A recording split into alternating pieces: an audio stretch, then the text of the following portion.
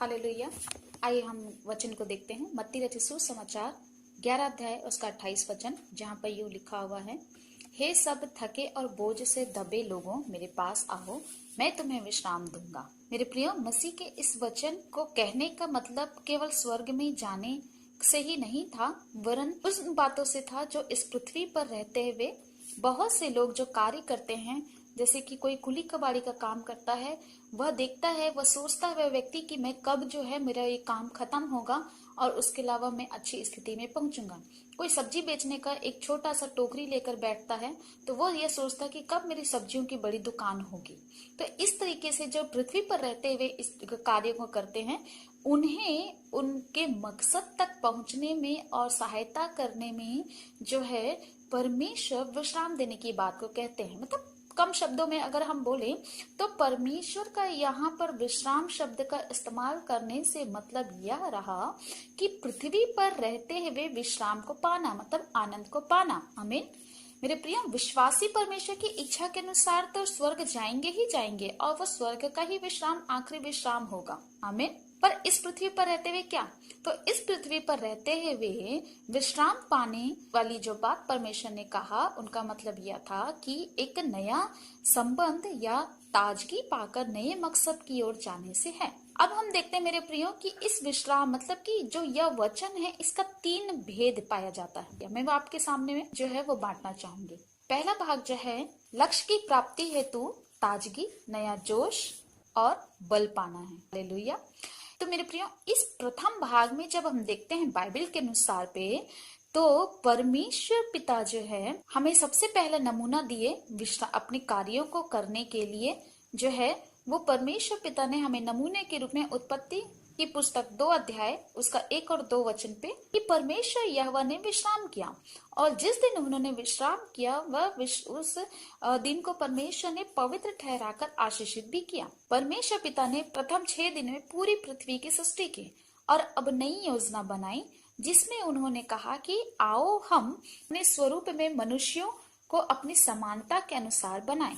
अब इस बात को पूर्ण करने के लिए परमेश्वर यहोवा ने विश्राम के बाद का दिन को ठहराया या बाद के दिन को चुना, जो हमें उत्पत्ति की पुस्तक 2 अध्याय के 7 में मिलती है। 2 अध्याय के 7 में, जहाँ पर परमेश्वर पिता ने मनुष्य की सृष्टि की, आदम की सृष्टि की। अब यहाँ पर जो मनुष्य की सृष्टि हुई, परमेश्वर ने यह कार्य बड़े उत्साह के साथ किया और परफेक्ट किया, क्योंकि उन्हें अपने जैसा मनुष्य तैयार करना था। मेरे प्रियो, उनकी सृष्टि का देखभाल करता हो। तो मेरे प्रियो, यहाँ पर जो हम देखते हैं पहले भाग को कि लक्ष्य की प्राप्ति के लिए नया जोश और बल पाना कितना जरूरी है, जो परमेश्वर पिता ने हमें प्रदान किया इस बात को लेकर कि मैंने विश्राम किया है, 6 दिन मैंने काम किया, 7वें दिन मैंने विश्राम किया, तो तुम भी नया बल और ताजगी पाने के लिए विश्राम करो और मेरी उपस्थिति में आओ, ताकि मेरी पवित्रता तुम्हारे अंदर समाने पाए, मेरी ताजगी तुम्हारे अंदर समाने पाए और मेरी आशीष तुम्हारे अंदर समाने पाए। आमीन। अब हम दूसरे भाग को देखते हैं। दूसरा भाग जो है नए लक्ष्य की प्राप्ति हेतु आगे बढ़ना।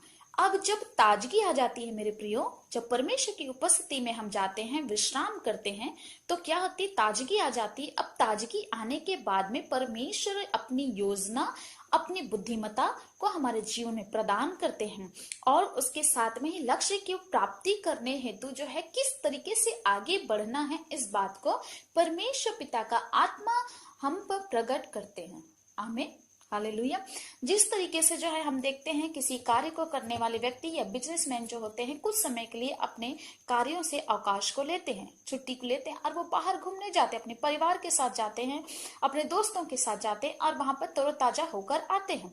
तो ये तरोताजा होना और लक्ष्य की प्राप्ति के लिए जो है परमेश्वर की उपस्थिति में जाना जो है वो पूरी रीति से जो है शारीरिक रूप से ताजगी, मानसिक रूप से ताजगी, आत्मिक रूप से ताजगी को प्रकट करता है। तो मेरे प्रिय, जब हम परमेश्वर की उपस्थिति में जाते हैं, विश्राम वार के दिन में प्रवेश करते हैं, मेरे प्रियो, आप कहीं भी रहे, छुट्टी के दिन पे या विश्राम वार के दिन, विशेष करके जो है आराधना के समय की मैं बात कर रही हूँ, तो यह विश्राम वार के दिन में मतलब परमेश्वर के निकट जब हम जाते हैं तो परमेश्वर हमें अपने योजना को प्रकट करते हैं और उसके साथ में बताते हैं कि किस तरह से काम करना है। तो ये लक्ष्य की प्राप्ति के में आगे बढ़ने के लिए हमें बहुत जरूरी है, क्योंकि ये कामकाजी व्यक्ति जो है जिस तरीके से सारा दिन काम करता है और सप्ताह में 6 दिन काम करने के साथ एक दिन जब वो विश्राम करता है मेरे प्रियो, तो वो अपने परिवार के साथ उस एक दिन में परमेश्वर की महिमा को करता है।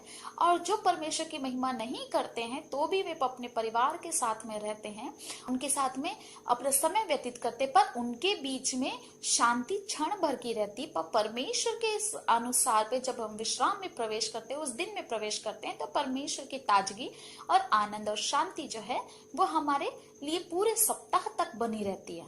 आमीन। अब यहाँ पर देखते हैं मेरे प्रियो, दूसरे भाग में जो हमारा मुख्य भाग है कि लक्ष्य की प्राप्ति के लिए आगे बढ़ना। अब विश्राम कर लिया और उसके बाद में जब परमेश्वर ने विश्राम कर लिया और ताजगी पाकर जो है मनुष्य को बनाकर अपने लक्ष्य की प्राप्ति की, मतलब कि क्या किया परमेश्वर पिता ने कि उनके साथ में संगति की, मनुष्य के साथ में संगति की। जैसे बाइबल बताती है कि वो प्रतिदिन वो आया करता था। कौन आता था? परमेश्वर पिता। आमीन।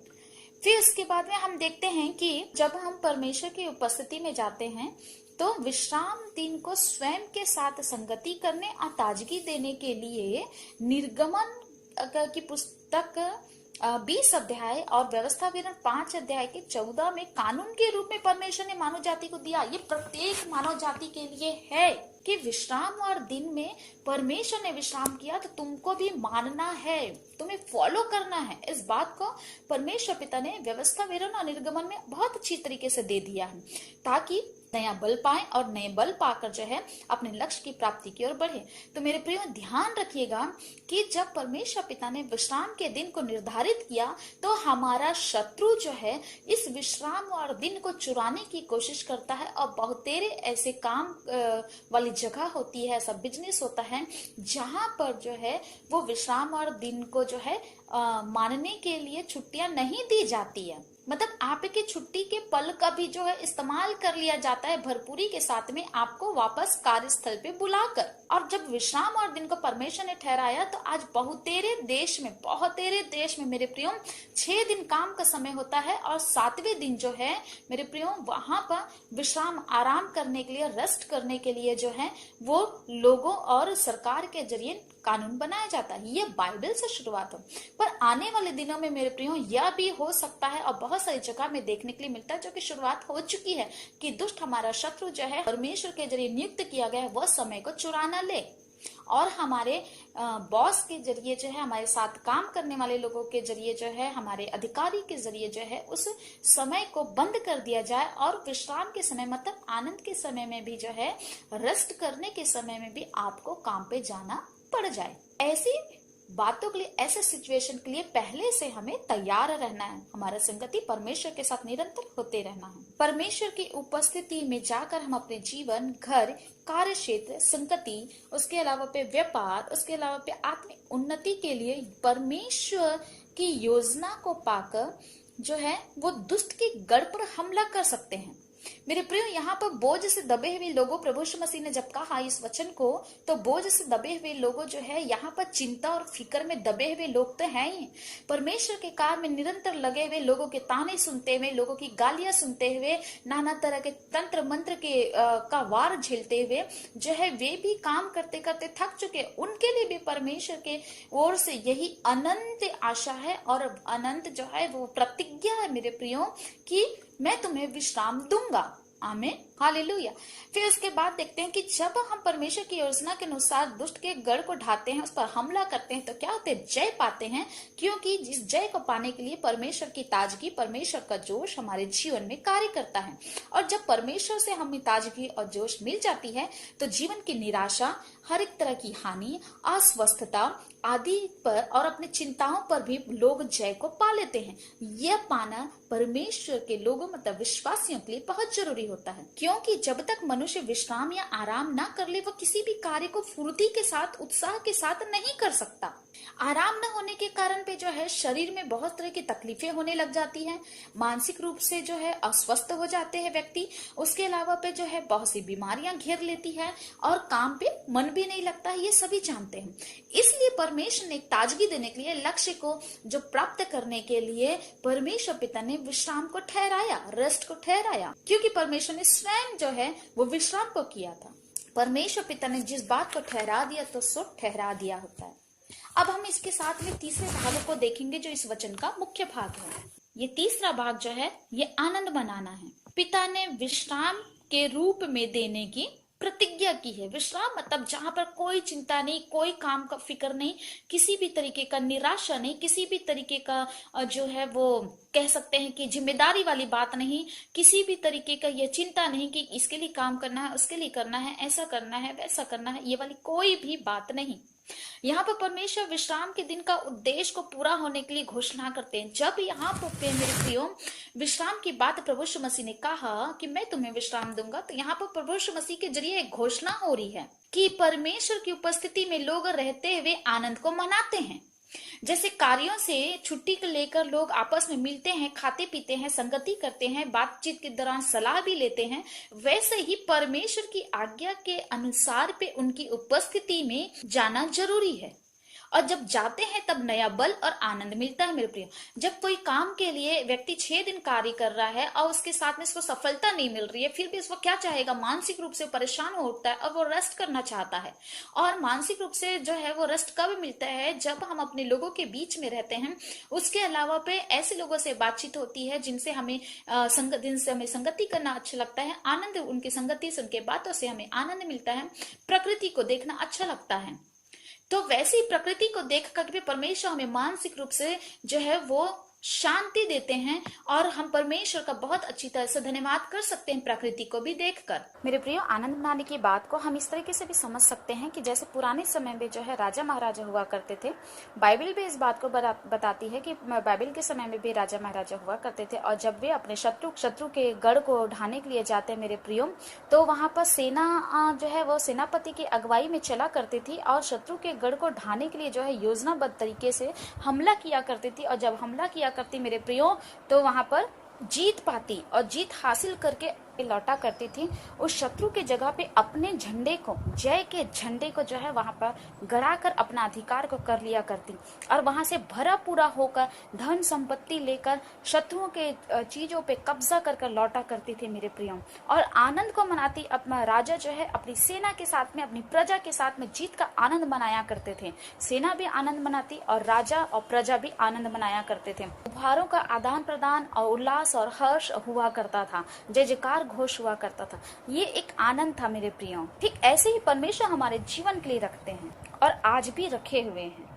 आमीन। वैसे ही परमेश्वर की उपस्थिति में जाने, परमेश्वर के साथ बातचीत करने, उनके साथ समय बिताने में परमेश्वर को भी आनंद मिलता है और मनुष्य के अंदर भी आनंद आ जाता है, क्योंकि प्रभु यीशु मसीह ने क्या कहा, मैं तुम्हें अपनी शांति दिए जाता हूँ। फिर इसके बाद प्रभु यीशु मसीह ने क्या कहा, तुमने मेरे नाम से अब तक कुछ नहीं मांगा, मांगो तो तुम्हें दिया जाएगा ताकि तुम्हारा आनंद पूरा हो जाए। मेरे प्रियो, आज परमेश्वर से मांगने की जरूरत है कि वह हमें रेस्ट दे, आराम दे, मानसिक चिंताओं से, हमारे घर की परेशानियों से, रोजगार से संबंधित, व्यापार से संबंधित, नाना तरह के ऐसे रिश्ते जिनसे उलझन होती है, जिससे बदनामी होती है, जिससे जो है वो, क्योंकि यह परमेश्वर का उद्देश्य है। परमेश्वर पिता चाहते हैं कि उसके लोग जो हैं वो आनंद को मनाएं।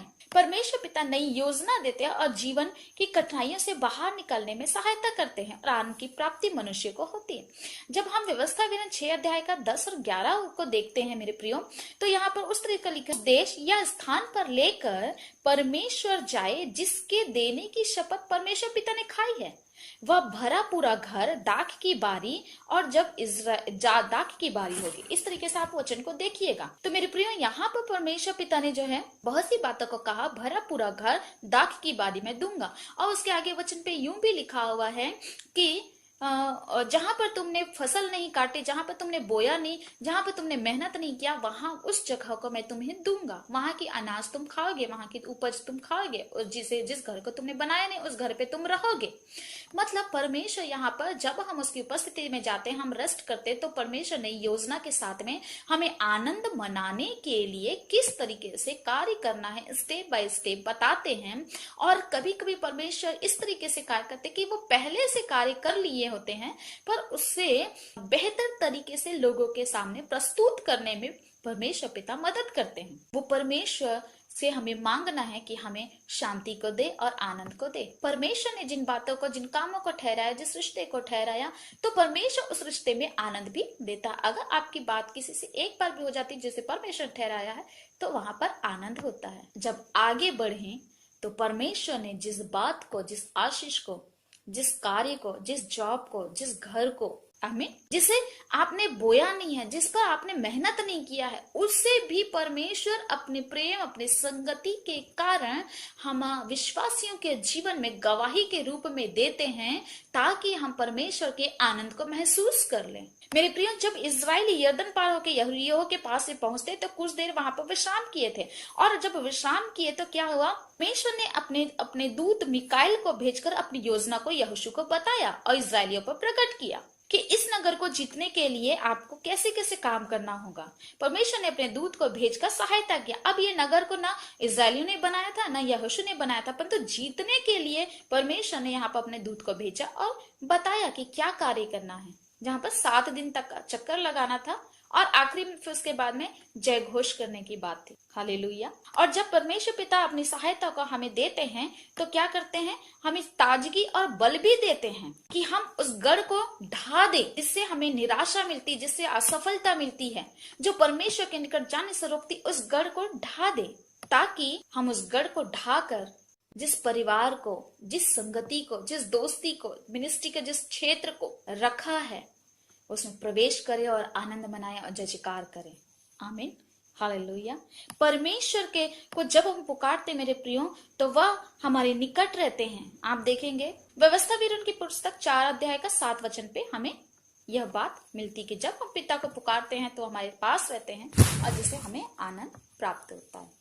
वो अपने आनंद को हमारे बीच में देते हैं। पर परमेश्वर कठिन श्रम करने वालों को भी आनंद से भर देना चाहते हैं, चाहे वो शारीरिक श्रम हो, चाहे मानसिक श्रम हो, चाहे वो पारिवारिक श्रम हो, चाहे वो आत्मिक श्रम क्यों ना हो।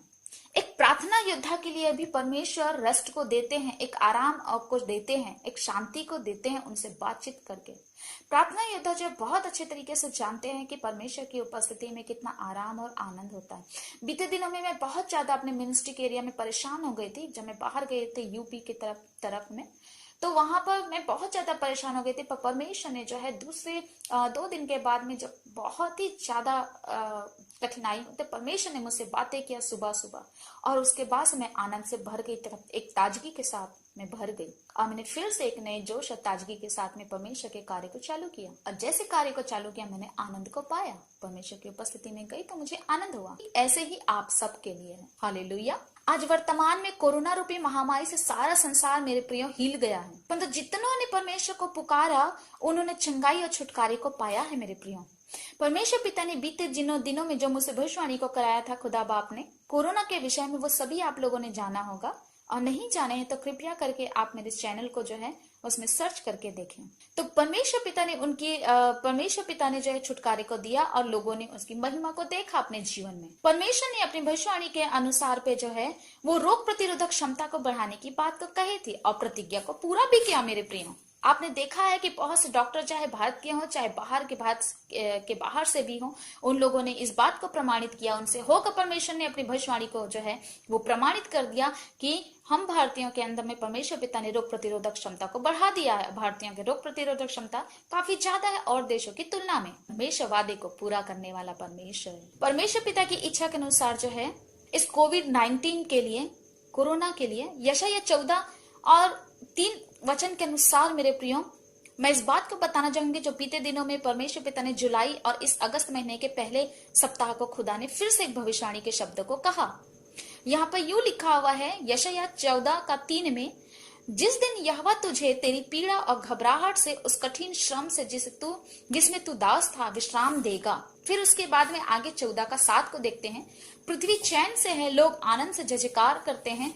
इन वचनों के अनुसार परमेश्वर के पवित्र आत्मा ने मुझे जो है जुलाई और अगस्त के सप्ताह में, अगस्त महीने के पहले सप्ताह 2020 में जो है यह भविष्यवाणी को कही थी। मैं आपके सामने बता रही हूँ, ध्यान से सुनिएगा। परमेश्वर ने बताई कि अब कोरोना के साथ ही जीना है, परंतु इसका प्रभाव पूरी मानव जाति, विशेषकर भारत के लोगों के लिए, परमेश्वर पिता ने कहा कि अभी तक जिस तरह से कोरोना के कारण लोग हॉस्पिटल में एडमिट हो रहे हैं, अब नहीं होंगे और आम सर्दी खांसी की तरह यह होगी। मतलब अभी तक लोग जैसे सर्दी खांसी से सामान्य रूप से ठीक हो जाया करते हैं मेरे प्रियो, वैसे ही इस कोरोना से ठीक हो जाएंगे। आमीन। यह परमेश्वर पिता ने यह भविष्यवाणी को इन दिनों में मुझ पर प्रकट किया है और यह कार्य परमेश्वर का आरंभ हो चुका है। अब लोग हॉस्पिटलाइज नहीं होंगे, वरन परमेश्वर की उपस्थिति में प्रत्येक मनुष्य जाति जो है वो चंगी होती जाएगी। फिर भी हमें सावधान रहना है, क्योंकि अक्टूबर से दिसंबर के बीच में परमेश्वर पिता ने इस बात को भी प्रकट किया कि एक विपत्ति फिर से आएगी जो भारत को छू कर निकल जाएगी। मतलब हल्का सा प्रभाव भारत के ऊपर रहेगा जो दक्षिण भारत से शुरू होगा। मेरे प्रियो, इस विपत्ति से भी बचने के लिए परमेश्वर के निकट आइए, परमेश्वर की उपस्थिति में आराम करना सीखिए, परमेश्वर के उपस्थिति में आनंद मनाना सीखिए, अपना स्थान जो है अपना समय जो है परमेश्वर को देना सीखिए मेरे प्रियो। आमीन, हालेलुया। तभी इस आने वाली विपत्ति से बच पाएंगे। प्रभु करे तो इस विपत्ति को जो है हमारे भारत के लोग देख भी ना पाए और सुन भी ना पाए, ये ऐसा भारत के बाजू से होकर निकल जाए। मेरी यही दुआ है मेरे देश के लिए। आमीन, हालेलुया। अब मेरे प्रिय, यशायाह 14 के 3 वचन के अनुसार पे जो आनंद मनाएंगे करके परमेश्वर पिता ने कहा है, यह स्वर्ग के विश्राम की बात तो होगी, परंतु इस जैसे कि अभी महामारी चल रहा है कोरोना से जीत कर लोग आनंद मना रहे हैं, वो आनंद की बात को परमेश्वर ने यहाँ पर भी प्रकट किया है मेरे प्रियो। जब उसके लोग, इजरायली लोग जो है यरीहो की दीवार को तोड़कर जब आगे बढ़े, उन्होंने आनंद मनाया और जयजयकार किए। तो प्रभु यीशु मसीह का जो वचन है कि हे थके और बोझ से दबे हुए लोगों, मेरे पास आओ, मैं तुम्हें विश्राम दूंगा, कहने का मतलब ये 3 मुख्य भाग में सीमित है।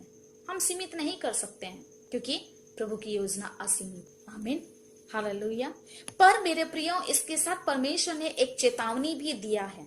जिस तरीके से कोरोना जो है गलत खान पान की वजह से फैला, जो कि परमेश्वर पिता ने व्यवस्था विवरण की पुस्तक में क्या खाना है क्या नहीं खाना है इस बात को पहले ही कह दिया था, पर लोगों ने खाया जो नहीं खाना है। तो अब परमेश्वर पिता जब विश्राम देने की बात को कह चुके हैं इस कोरोना से, उसके अलावा पे जितने लोग आत्मिक रूप से विश्राम में पहुंच चुके हैं, मतलब मरे हुए नहीं, वरन परमेश्वर की उपस्थिति का आनंद उठा चुके हैं और तो उन्हें उठाते रहना है। उसके साथ में ही जो लोग जो है वो एक छोटा सा काम कर रहे थे, कुली कबाड़ी का काम जो कर रहे थे, और उनका पोजीशन बढ़ा, तो वो अपने पुराने दिन को भूल ना जाएं, वरन घमंड ना करने पाए और दिन प्रतिदिन मेहनत को करते जाएं। इसके साथ में जो है परमेश्वर की निकटता में भी जाने सीखे, क्योंकि परमेश्वर यहोवा पिता जिंदा है, राजा यीशु जिंदा परमेश्वर, वो मुर्दों में से तीसरे दिन जी उठने वाले परमेश्वर है और आज भी वह जीवित है।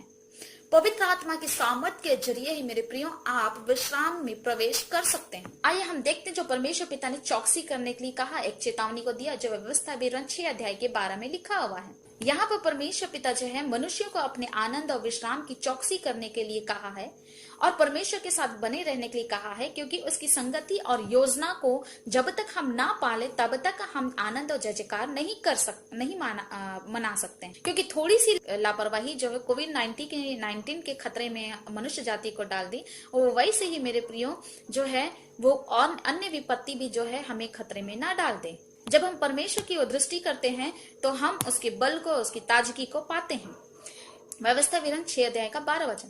तब अपनी चौकसी करना, कहीं ऐसा न हो कि तुम यहोवा को भूल जाओ, जो तुम्हें मिस्र देश से अर्थात दासत्व से मतलब विशेषकर इस महामारी से राहत दे रहा है, निकाल लाया। आपका हर एक विपरीत परिस्थिति जो परमेश्वर ने आनंद में बदल दिया है, तो इस आनंद की रखवाली करने भी आपको जरूरी है। और इस आनंद की रखवाली जो है केवल पवित्र आत्मा की सहायता से आप कर सकते हैं। आनंद मतलब विश्राम की रखवाली करना जरूरी है। आपको अपनी आशीष की रखवाली करना जरूरी है। आपको अपने स्वास्थ्य की रखवाली करना जरूरी है। आपको अपने आत्मिक चंगाई की रखवाली करना जरूरी है। चौकसी करना है मेरे प्रियो। आपको अपने खान पान की चौकसी करना जरूरी है। इस विश्राम से मतलब ये 3 भागों में के जरिए परमेश्वर के आत्मा ने दिया, जो मैंने आपके सामने में रख दिया है। आइए हम प्रार्थना में जाएंगे। पिताजी, हम धन्यवाद करते हैं नासरी यीशु के नाम से, और पवित्र आत्मा प्रभु आपकी सहायता के लिए मैं धन्यवाद करती हूँ जो आपने दिया खुदा बाप। इस वचन को जितने लोग सुने वो उन्हें समझ पाए और वैसे ही फॉलो करने पाए पिताजी, ताकि हम विश्राम में प्रवेश करें, मतलब आनंद में प्रवेश करने पाए। आनंद के पल को हम जो है वो परमेश्वर की उपस्थिति में मनाने पाए और जय जयकार करने पाए।